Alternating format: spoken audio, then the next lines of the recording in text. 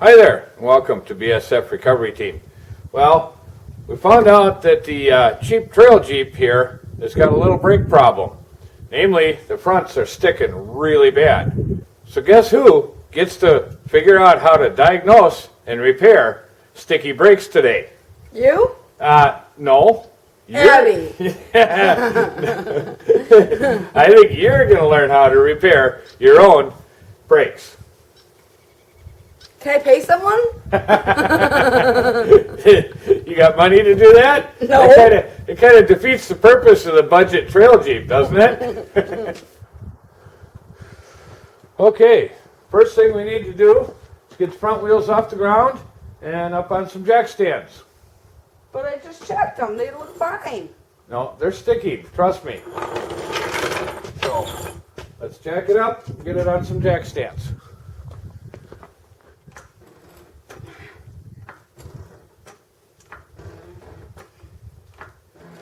I don't need to go to the gym. No, counterclockwise.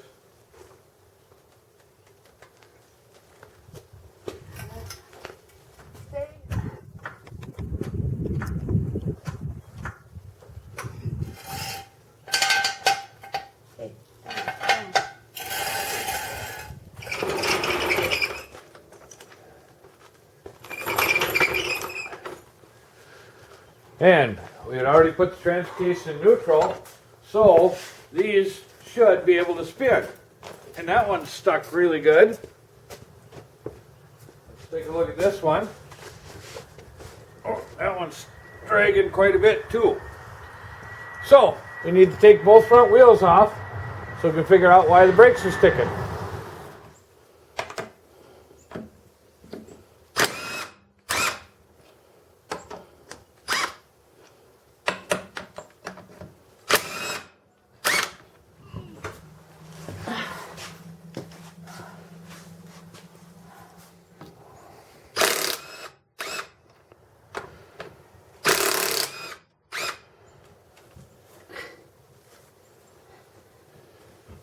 The tire says it's finally. Okay, it's not moving. Yep, the brakes are stuck. Now, there's basically three things that can keep the brakes applied on a vehicle. One is a restriction in the brake hose. The other is rusted, corroded, stuck caliper slides or bolts. And then the third thing, of course, can be the pistons in the caliper itself being stuck. So, in order to know what we have to fix, we first have to figure out what's keeping the brakes stuck. So, the easiest thing to do, or the easiest way to do this, first is to open the bleeder on the caliper.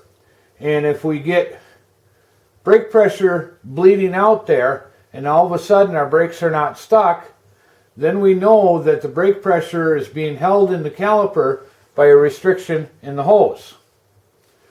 So the first thing we want to do is we want to crack this bleeder open right here and see if all of a sudden the brakes release. Okay, how do you do that? Well, we want to do that. We're just going to take the rubber cap off of it, and I'm glad the rubber caps are there because that really helps keep these bleeders from getting corroded and stuck in there to where you can't get them loose. So we take the rubber cap off, and then we want a 10 millimeter 6-point socket or wrench. No, I have one. Okay, so then we put that on there like that, and very carefully open that bleeder. If it feels like it starts to twist off, then we want to stop.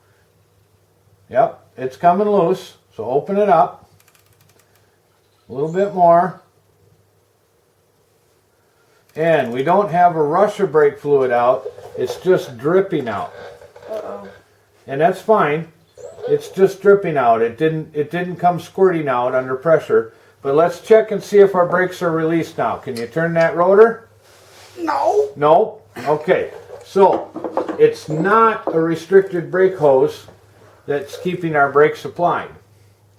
So then it's one of the other two things that it can be is, again, the caliper slides or pins or the caliper piston.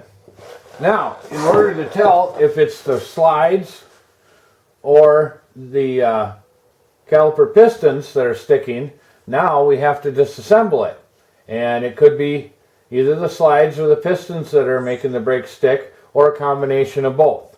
So we have to take the caliper off of the brake anchor, and that's done at these two bolts, this one here and the same one down here. So grab your ratchet. Okay, does it matter what one I go for first, or? Not really. Okay.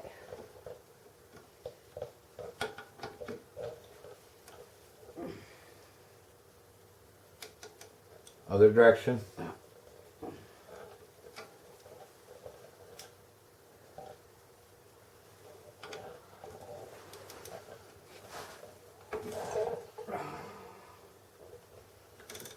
Okay, now you can loosen the other one and then we can take them both out.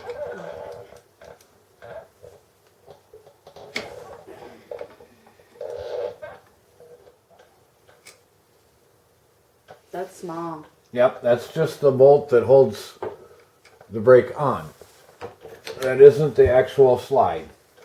We'll get to that shortly.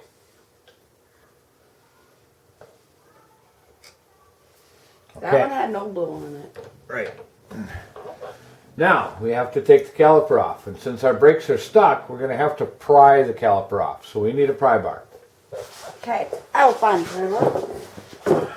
Okay, so if you put the pry bar in here and push like that with it, you should be able to force the top half of the caliper off, and then the same thing in the bottom. This way? Yep. No, the other direction, towards, yep, up. There you go. Wow, she's really stuck.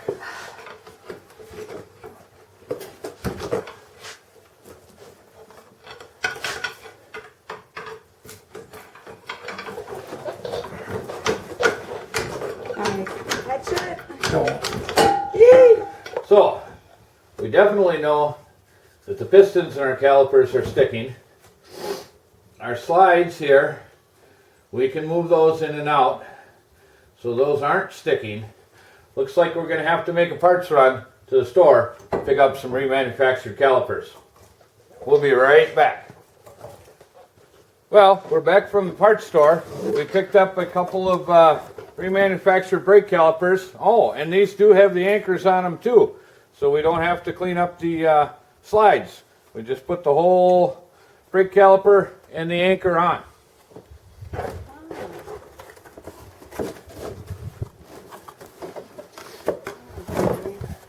See? Ooh. Okay. All right. Looks easy enough. So now we got to take the bolts out of the brake anchor.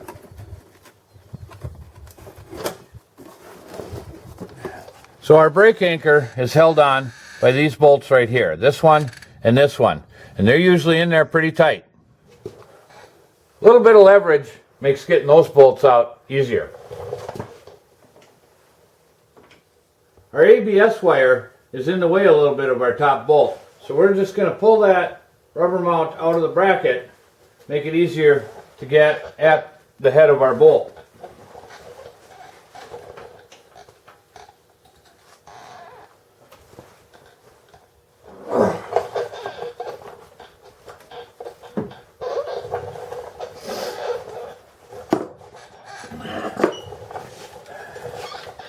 Now that they're loose, we can go to a smaller ratchet.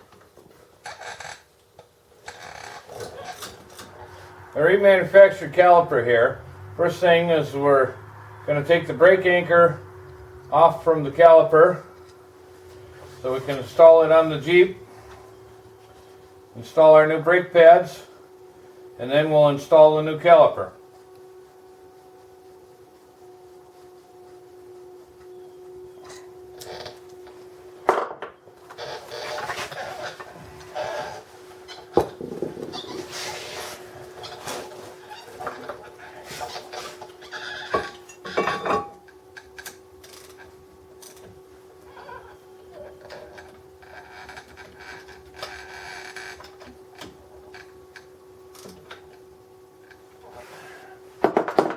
Now remember, our brake anchor bolts were really tight, so we're going to tighten them back on really tight.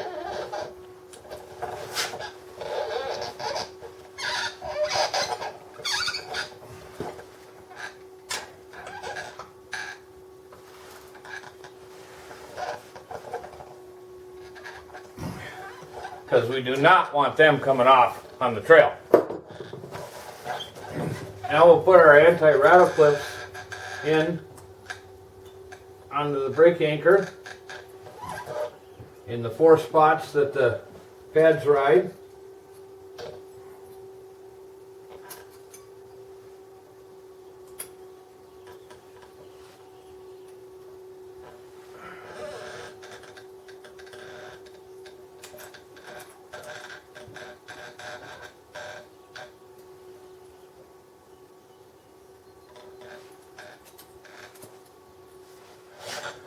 A little lubrication where our brake pads slide in those clips, and a little bit on the back of the pad.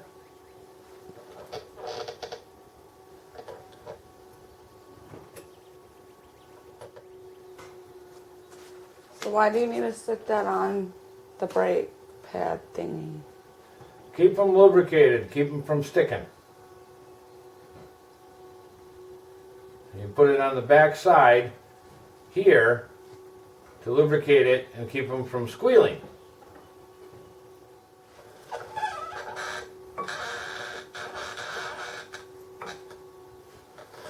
One thing I did forget is there's a little clip here also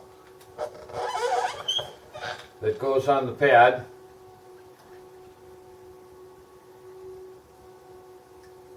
It's called a squealer.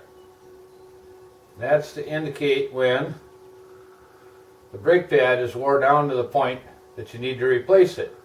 It'll make it squeal. Now we can take and hang our new caliper on the new brake anchor with the new brake pads. Some of you may have seen this on Facebook and laughed, but sometimes a mistake is made. The bleeder screw always goes to the top, and if you have the left side on the right side or the right side on the left side, you end up with the bleeder screw on the bottom. That's wrong. All you have to do is switch sides.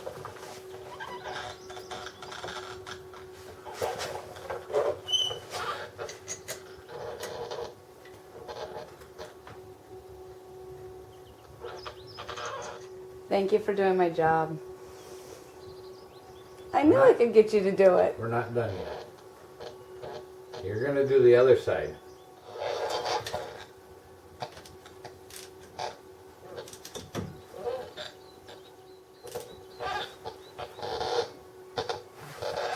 Now that we have that all mounted, we can finally switch the brake hose from the old caliper to the new caliper and lose a minimal amount of fluid.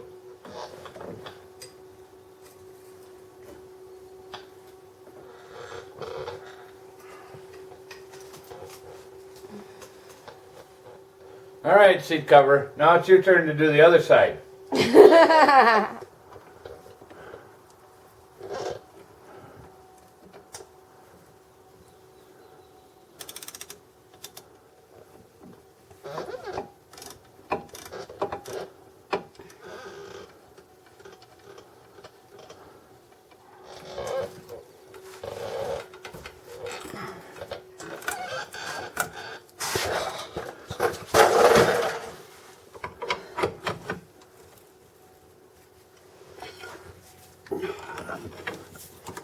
Oh, the hammer.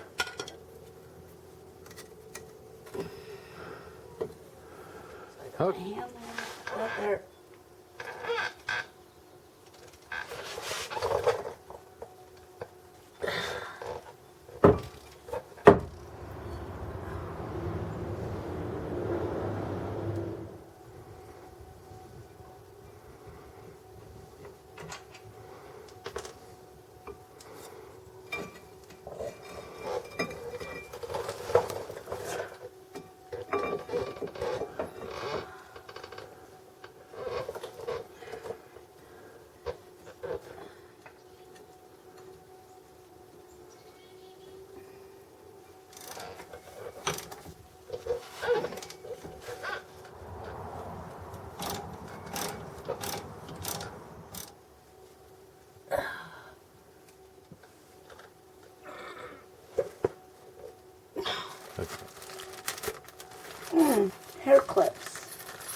No, anti-rattle clips.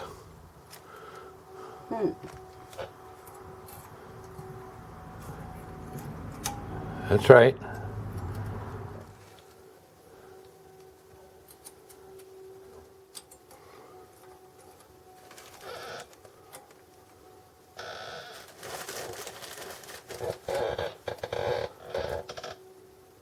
Yep.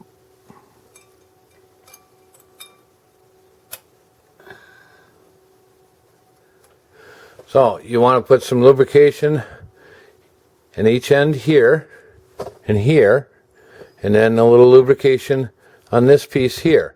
We do not want any grease on the friction side, which is the side that goes towards the rotor, which is this here. No grease here. A little thin layer of grease on here, and a little thin layer of grease on each end.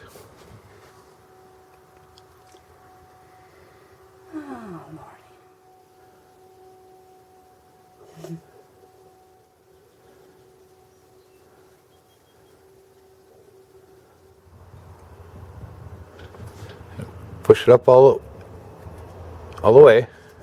There you go. Very good.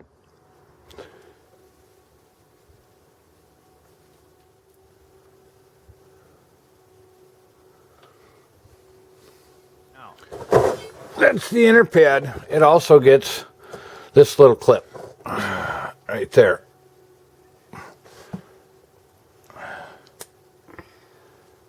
Now, pad's upside down. Very good. Okay. Where did it go?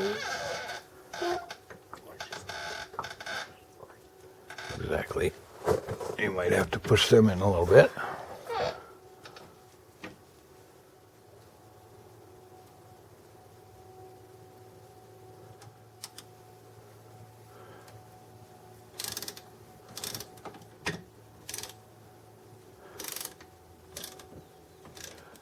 All right, you got the brake line tight? Yep. Okay. Bug in a midnight rug. What was that? She's snug as a bug in a midnight rug. Okay. So, now we get to bleed the brakes.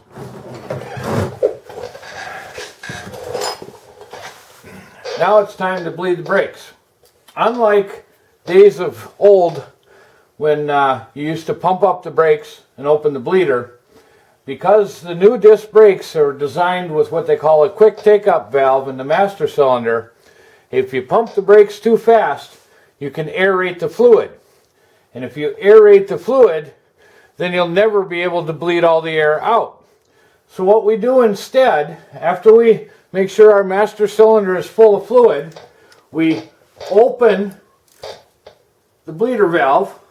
Then we have our seat cover in the driver's seat slowly push the brake pedal down until it gets close to the floor. And then we're going to close the valve, let the pedal up, open the valve, and have her push it down again. So go ahead, the valve is open, push it down slow. And tell me when it's almost to the floor.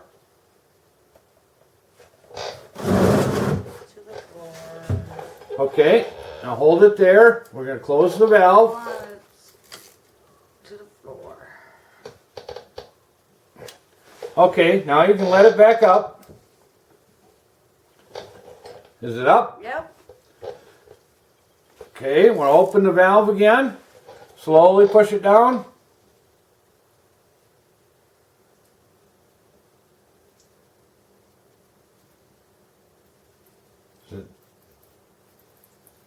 Is it down yet? Now it is. Okay, we're going to close the valve again. Let it up. She's up. Okay, push down.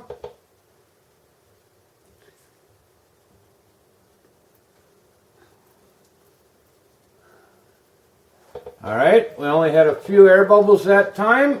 We'll close the valve and let it up. We'll do it once more. Is it up? Now it is. Okay.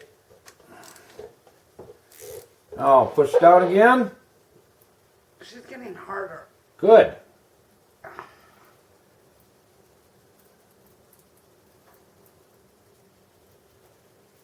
Tell me when it's down. She's down.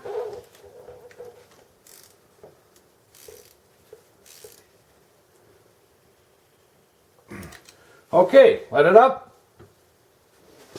All right, now that we think we have all the air out of it, and we let the brakes rest for just a minute or so, we're going to have Mara step on the pedal and see if she thinks that it's either soft or it's good. So step on the pedal and tell me if it's hard or if it's real soft. No, it's hard. Okay, then our little rubber caps are on. We've topped off the brake fluid. Mara can put the wheels back on. Since we had the tires off, we did go ahead and get Mara some new skins. Now, they aren't real aggressive. They're a little more aggressive and just a little bit taller. Now, before you tell me I should have bought this tire, I should have bought that tire, the key word here is bought. I didn't buy these at all. Remember, this is the cheap trail Jeep. I got these for free.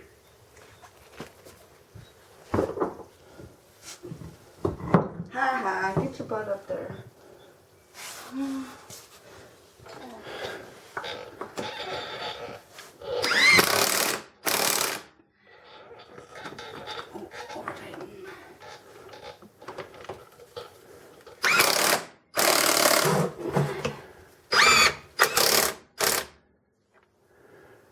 Yep.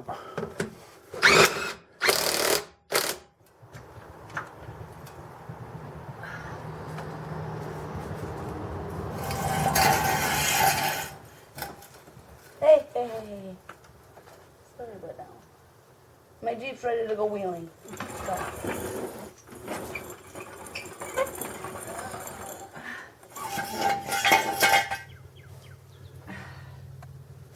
Jeep. Goes down.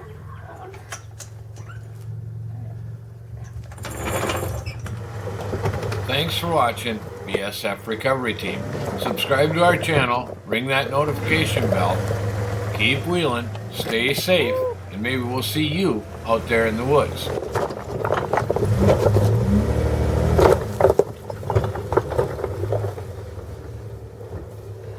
I did it! I did my first dark obstacle. Did you see that?